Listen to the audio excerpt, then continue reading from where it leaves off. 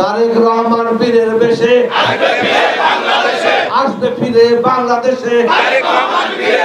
তারেক রহমান বীরের বেশে আসবে ফিরে বাংলাদেশে। আপনাদেরকে জিজ্ঞাসা করি, আপনারা কি আন্দোলন সংগ্রাম করেছেন? যদি করে থাকেন তাহলে ধৈর্য ধরুন। সবাইকে নিয়ে জাতীয় সরকার প্রতিষ্ঠা করা হবে এবং সেই জাতীয় সরকার আগামী দিনে এই যারা দেশের ইতিহাসের কলঙ্কিত করেছে, যারা হচ্ছে চুরি করেছে, যারা ডাকাতি করেছে, যারা খুন করেছে, যারা গুম করেছে, যারা দুর্নীতি করেছে, যারা অর্থ পাচার করেছে, যারা দখলবাজি করেছে, যারা লুট করেছে, তাদের বিচার করা হবে। তো তাদের বিচার আপনারা চান না? আপনারা সবাই বিচার চান, আমরাও বিচার চাই, দেশের মানুষ বিচার চায়। এই জন্য বিচারের কাঠ গোড়াতে এদেরকে দাঁড় করাতে হবে। দাঁড় করানোর জন্য আমাদেরকে যা যা প্রয়োজন সবকিছুই করতে হবে। এইটুকু শুধু আপনাদেরকে বলতে চাই। আজকে ফেব্রুয়ারি মাসের যে রোড ম্যাপ, ফেব্রুয়ারি মাসের মধ্যেই ইনশাআল্লাহ রমজান মাসের আগে বাংলাদেশে আগামী 13 অর্থাৎ 13তম জাতীয় সংসদ নির্বাচন অনুষ্ঠিত হবে ইনশাআল্লাহ। আর সেই নির্বাচনের আগে আমাদের নেতা দেশ নায়ক তারেক রহমান অবশ্যই পার্টির ভারপ্রাপ্ত চেয়ারম্যান মহোদয় বাংলাদেশে আসবেন এবং এটা খুব বেশি দূরে নয়। আমরা কি চাই যে তারেক রহমান বাংলাদেশে আসুক? চাই তো নাকি? স্লোগান দিবেন, উত্তর দিবেন, সবাই দিবেন। তারেক রহমান বীরের বেশে আসবে ফিরে বাংলাদেশে। তারেক রহমান বীরের বেশে আসবে ফিরে বাংলাদেশে। ধন্যবাদ। আর তারেক রহমান বাংলাদেশে আসলে উনি কি বসে থাকবেন ঘরের মধ্যে? এই বোয়ালগাছির এই হাটে উনার আসার সম্ভাবনা নাই? নাই? দেশনেত্রী বেগম খালেদা জিয়া পায়ে হেঁটে কারাগারে গেছিলেন, অসুস্থ হয়ে জেলখানা থেকে বের হয়েছেন, কয়েকদিন আগে হাসপাতাল থেকে পায়ে হেঁটে বাড়ির মধ্যে ঢুকেছেন। সুতরাং দেশনেত্রী বেগম খালেদা জিয়া মাদ্রাসা ময়দানে আসবে না এর কোন নিশ্চয়তা আছে? ইনশাআল্লাহ উনি মাদ্রাসা মাঠে আসবেন।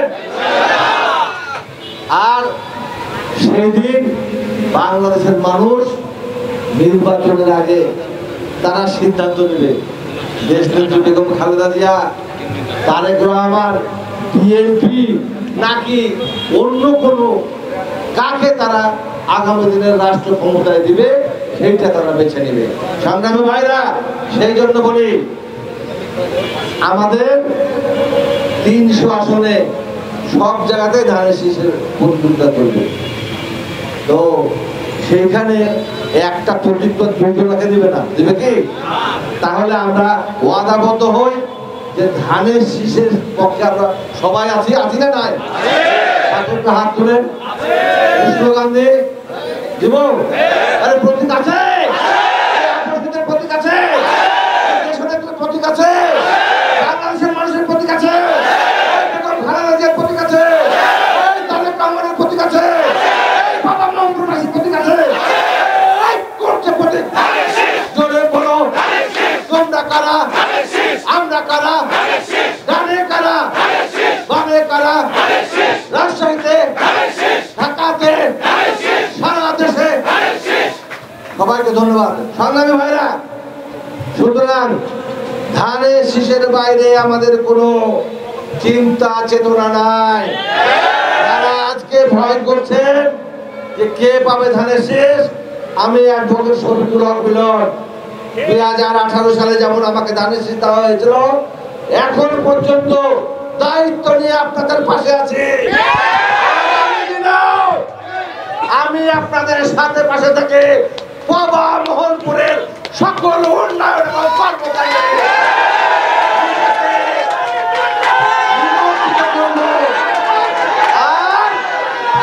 আমার শরীরের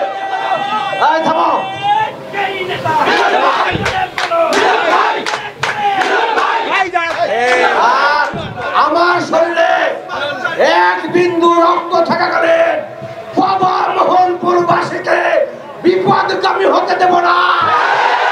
বাবা মোহনপুরবাসীকে কোনো দালালের হাতে ছেড়ে দেব না। বাবা মোহনপুরবাসীকে খালেদা জিয়ার বাইরে যেতে দেব না। বাবা মোহনপুরবাসীকে 1 ইঞ্চি তারেক রহমানের বাইরে কাউকে নড়তে দেব না। সংগ্রামী ভাইরা,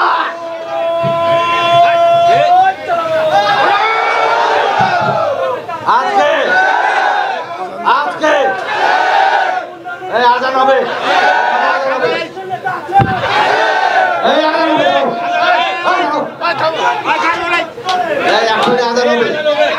বক্তব্য দীর্ঘায়িত করবো না, শুধু বলবো এই ঈদ 15 মিনিটকে সামনে রেখে আমরা যারা সমবেত হয়েছি, ঐক্যবদ্ধ হয়েছি, আগামী দিনে আমাদের কেন্দ্র থেকে টোটাল রোড ম্যাপ দিয়ে দিবে। সেই রোড ম্যাপ অনুযায়ী আমরা আগামী নির্বাচনের জন্য সকলকে প্রস্তুতি করার আহ্বান জানিয়ে এই জুলাই আগস্টে যারা শহীদ হয়েছে, মহান মুক্তিযোদ্ধা যারা শহীদ হয়েছে, চলমান গণতান্ত্রিক আন্দোলন যারা শহীদ হয়েছে, সবার জন্য 1 মিনিটের মধ্যে পরিচালনা করার জন্য আমি মুকুল ভাইকে অনুরোধ জানিয়ে আমি আমার কথা শেষ করছি। মনে করেন বসে করেন।